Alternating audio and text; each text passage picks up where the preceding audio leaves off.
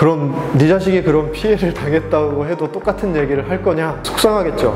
용서를 못할 수도 있습니다. 내 자녀한테 했던 대로 아니면 그 곱절로 갚아줘야 된다 이렇게 생각을 할 수도 있겠죠. 그건 이제 개인적인 감정이나 마음이고요. 똑같이 해준다고 하면은 그게 온당하다고 하면 그럼 성인 범죄자에 대해서는 어떻게 대하고 있는지, 성인 어떤 폭력 사건에서 가해자가 피해자의 어떤 팔을 부러뜨렸어요. 그러면은 똑같이 이 사람 팔을 부러뜨리고 그러지 않잖아요. 그리고 이런 어떤 특별한 케이스를 일반화시키지 않았으면 좋겠어요. 온 나라를 떠들썩하게 이렇게 할 정도의 이런 범죄를 저지르는 촉법소년들은 사실은 많지 않거든요. 잘못한 만큼의 책임을 지게 하는 거는 분명히 필요한데 특수한 상황을 일반화시켜서 모든 촉법소년에 대해서 처벌을 강화하자 이런 건 맞지 않다고 생각을 하고요. 사실은 그 지금 현재 보호처분에 있어서도 이 운용을 잘 활용만 하면 지금의 어떤 여러 가지 소년범들의 사회적인 문제를 해결할 수 있을 것 같아요. 사실 저도 딸 아이를 키우는 입장에서 저도 불안하고 저도 두렵습니다. 1년에 7만 건이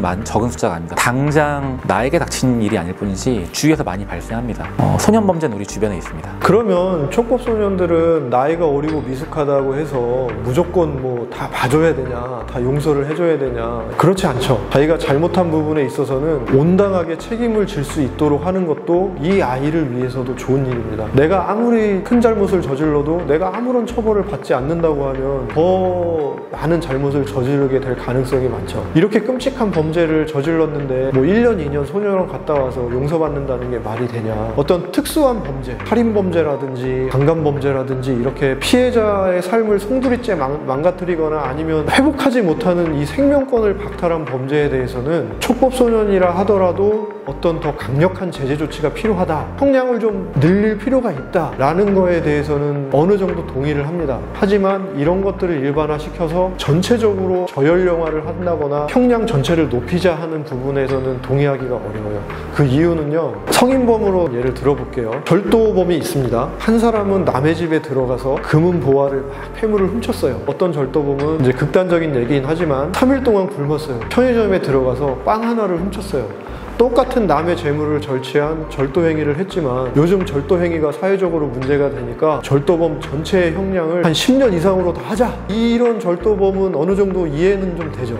그런데 이 사람은 좀 정상 참작의 여지가 아예 없어지는 거예요. 형량을 강화하고 처벌을 강화하는 거에 꼭 필요하다고 하면 특수한 경우를 한정시켜서, 또 하나는 이걸 일반화시켜서 전체적인 촉법소년의 연령을 하향시키거나 소년범들의 형량을 다 높여버리면 오히려 잃는 것이 더 많지 않겠나. 엄벌을 요구하시는 분들의 입장에 저도 동의하는 부분이 많이 있습니다. 다만 한 사회의 변화는 우리가 공유하는 고통으로는 이루어지지 않는 부분이 실제 있습니다. 또 한 가지는 우리나라의 좀 근본적인 좀 문제이기도 한데 그 아이들을 보호관찰하지만 결국 가정이 데리고 있는 거예요. 우리나라는 아직까지 미국 같은 나라들에 비해서는 아동 보호가 명확하지 않아요. 아직도 이제 유교적 문화인 것도 있고 그냥 그 가족의 문제로 받아들입니다. 전문 기관들이 있어서 거기에 치료를 받긴 하지만 그러고 나면 다시 부모님들의 손에 떨어지는 거예요. 근데 이 부모님은 그 소년 범죄를 저지른 아이들의 보호자이기 때문에 원래부터 책임을 공유하는 분들이죠. 만약에 미국 정도 수준으로 아동 보호를 한다고 했을 시에는, 미국에서는 아동학대를 했을 시에는 그 부모로부터 아이를 아예 떨어뜨려 놓잖아요. 만약에 촉법소년에 대해서 좀 책임있는 조치를 한다고 하면은 강력 범죄를 저지르는 아동들 같은 경우에는 그 상황을 아동학대라고 간주하고 그 가정에서는 아동들을 격리시켜 놓는 거예요. 더 좋은 보호 가정들을 만들어주고 그러한 고민들이 필요하지 않을까 생각이 듭니다. 가정에서 적절히 훈육받지 못하고 양육받지 못하고 보호받지 않은 아이들이 잘못된 판단을 하고 잘못된 행동을 하는데 학교에서나 지역사회에서 적절한 개입이나 훈육이 이루어지지 않기 때문에 이런 행동을 반복하다 보면은 우리가 습관화가 되잖아요. 그런 요인이 가장 크다고 보여지고요. 또 사실은 가정에서 잘 돌봄을 받지 못하는 아이들 대부분의 가정이 경제적으로도 어렵거든요. 보호자들이 생계를 위해서 본의 아니게 많은 시간을 함께하지 못하고 교육을 해주지 못하고 있기 때문에 이런 아이들끼리 여러 명이 같이 있으면 또 죄책감이 이렇게 상쇄가 되잖아요. 그중에 또 영웅심도 생기게 되고 자기가 갖지 못했던 거, 자기의 열등의식 같은 것들을 누군가를 괴롭히거나 불림하면 하면서 그런 만족감을 얻고자 하는 심리가 또 있기 때문에 또 가정에서 그 역할을 해주지 못하면 학교나 지역 사회에서 이 아이들을 제대로 돌볼 수 있는 시스템이 갖춰지는 게 좀 중요하다고 생각을 합니다. 교사로 있으면서 우리나라 여러 곳들이 비평준화라고 하는 학교들이 많이 있습니다. 어느 지역 가면은 우수한 학생들이 모여 있고 옆 학교에는 좀 열악한 환경의 학생들이 많이 모여 있어요. 그 학교의 교사들은 그냥 그런 아이들을 보는 게 일상이에요. 수업 중에 뛰쳐나가고 의자 집어 던지고 선생님한테 쌍욕하고 그런 아이들이 있습니다. 저도 그런 비평준화 환경에서 근무를 3, 4년 해보면서 그런 아이들을 많이 만났고 그 아이들이 쉽게 나중에 범죄에 노출되는 것도 저는 보았습니다. 전체 청소년 범죄 중에서 하위 계층 범죄가 48%를 넘습니다. 상류층 범죄는 5% 미만입니다. 가난하고 저학력일수록 더 많은 범죄에 노출될 수 있다는 거는 지극히 자명한 사실이고 실제로 이 소년 범죄에서도 그런 통계가 나오고 있습니다. 그러한 좀 열악한 환경에서 아이들을 많이 만나본 경험을 말씀드리자면은 여전히 학교와 국가 그리고 가정에서 관심이 좀 절실하다고 생각을 해요. 그 아이들이 실제로 좋은 제도의 지원을 통해서 학교 생활이 변하는 것도 충분히 보았습니다. 아, 우리가 존중받고 있네? 라고 하는 것을 아이들이 경험해요. 내가 우리 공동체로부터 보호받고 있는지를 체감하게 해주었을까요? 범죄를 저지르는 소년들은 반드시 가정 환경에 문제가 있거든요. 그런데 아동학대적인 환경을 우리 사회가 개선시켜주지 못합니다. 많은 부분들을 이제 간과하시는 부분이요. 내 아이는 가해자가 되지 않을 것이다 라는 생각인데요. 내 자녀도 충분히 촉법소년이 될 수 있거든요. 촉법소년이라고 하면 무슨 끔찍한 범죄를 저지른 아이들만 촉법소년이 되는 게 아니라 예를 들면 학교에서 친구들하고 다툼이 있다가 치고받고 싸웠어요. 그런 경우에 폭행당했다고 신고를 하게 되면 그것도 촉법소년이 되는 거거든요. 어린 마음에 휩쓸려가지고 무인점포 들어가서 과자 한 봉지 들고 나오면 절도로 신고되면 그것도 촉법소년으로 처리가 되는 거예요. 제가 그 소년 위탁보호위원으로 활동을 또 하고 있는데요. 촉법소년을 포함한 소년범들 중에서 보호처분을 받은 그 아이들을 맡아서 지도를 하고 상담을 하고 적절한 이제 지도를 통해서 아이들을 이렇게 선도하는 그런 역할을 하거든요. 처음에 이제 이 아이들이 어떤 잘못을 저질렀는지 법원에서 저한테 알려줘요. 그것만 보면 저도 이렇게 선입견을 처음에 가지게 되더라고요. 굉장히 폭력적인 애네. 아, 이거 왜 도벽이 이렇게 심해서 이거 어떡하지? 막 이렇게 이제 선입견을 가지고 만나게 됐는데 만나는 아이들은 제가 경찰관인지 모르거든요.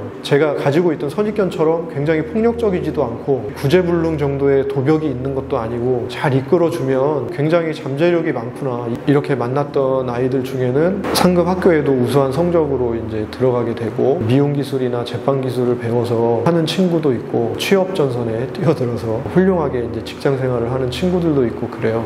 이런 아이들을 보면 만약에 그 당시에 보호처분 없이 촉법소년이라 그래서 소년범이라 그래서 잘못을 했다 그래서 무조건 다 소년교도소에 보내고 소년원에 보냈으면 이 아이들이 지금의 아이들이 되어 있을까라는 생각해 보면 좋은 어른으로 성장할 수 있는 기회를 줄 수 있는 게 좋지 않을까. 감옥 넣어, 소년 넣어 라고 하는 걸 우리가 한번 생각을 해보죠. 범죄를 저지르는 아이들은 처벌을 받을 것을 고려하지 않습니다. 어떤 범죄자도 의도적인 범죄자들은 처벌받을 것을 생각하고 범죄를 저지르지 않습니다. 12세쯤에 범죄를 저질렀다고 해서 이 아이를 강력하게 처벌을 했다고 하자고요? 그럼 그 아이가 교화가 되어 있을까요? 아니면 10살 때, 만 10세 때 범죄를 저질렀고 촉법소년 때문에 보호를 받았어요. 이 아이는 정말 이런 아이야, 범죄를 저질렀기 때문에 엄벌을 쳐야 되는 아이야 라고 하는 아이가 실제로 존재한다라고 한다면 그 아이를 감옥에 집어넣었을 때 13살쯤에 다시 나왔을 때 그 아이가 또 범죄를 저지르지 않을까요? 실제로 처벌을 할 때 중요한 건 재범률을 낮추는 것인데 일반적으로는 재범률을 낮추기 위해서는 사회화와 교화가 굉장히 중요하고 특히나 아동 청소년의 경우에는 처벌에 앞서서 충분한 재교육, 사회화가 반드시 있어야 그 뒤에 실제로 재범을 하지 않습니다. 그렇기 때문에 어린아이들에게 벌을 주는 것보다는 어린아이들을 처벌로부터 보호하는 것이 그 아이들이 더 큰 범죄자가 되는 것을 막는 길이라고 하는 것은 교육적으로는 맞는 이야기라고 말씀드릴 수 있습니다. 뭐 민법이나 여러 가지 다른 관련 법령에서도 미성년자라고 해서 여러 가지 권리들을 제한하고 있잖아요. 이렇게 제한하고 있는 이유는 이 아이들의 판단이 온전하지 않을 수 있다. 이 아이들의 판단을 성인하고 똑같이 권리를 인정해주면 내가 생각하지 못했던 어려움에 처할 수 있다라고 보기 때문에 책임만 면해주는 게 아니라 권리도 많이 제한을 하고 있잖아요. 해외나 국내의 소년범에 대한 연구 결과에 따라도 강력하게 처벌을 하는 엄벌주의가 범죄율을 줄이거나 재범을 차단하는 데 도움이 전혀 전혀 되지 않는다는 연구 결과들이 많이 있거든요. 강한 처벌을 통해서 이 아이들을 단속하려고 하는 것보다는 잘못을 다시는 저지르지 않도록 도와주는 것이 온당한 일이라고 보여지고요. 당연히 잘못한 거에 대해서는 무조건적인 무슨 관용과 용서가 아니라 그에 상응하는 엄격한 책임은 분명히 물어야 이 아이들에게도 도움이 되겠죠. 소년 범죄자들의 손에 수갑을 채우는 것보다는 이 아이들의 손을 따뜻하게 잡아주는 것이 우리 사회 공동체의 역할이 아닌가. 그리고 이 아이들이 온전히 건전한 성인으로 성장을 해서 이 사회를 위해서 훌륭한 몫을 해낼 수 있도록 돕는 것이 더 우리의 사회를 위해서도 바람직하지 않은가 그렇게 생각을 합니다. 이제 공부를 못했고 그래서 좋은 직장을 얻지 못했습니다. 원룸에서 사장과 단 둘이 일하는 직장이었다고 합니다. 이 사장이 직원에게 투자금을 요구했고 이 아이가 거부를 하자 이 사장이 흥분해서 이 아이를 살해한 사건이 있었습니다. 제가 가르쳤던 학생인데요. 제가 가르쳤던 역시 학생인데 아동학대적인 환경에서 자랐어요. 고등학교는 마쳤지만 고등학교를 마치고 1년 지났을 무렵 자살을 한 사례가 있었습니다. 우리가 한번 좀 이런 사례들을 고민해 보시면서 이 아이가 범죄를 저지른 것은 아니지만 한번 교육 격차 그리고 경제적 격차를 경험하고 나면 이미 삶의 계단을 밟아나가기 어려워요. 그때 발생한 삶의 격차가 성인기에까지 이어지고 그로 인해서 아이가 감당할 수 없는 그런 불행한 결과를 맞게 되기도 합니다.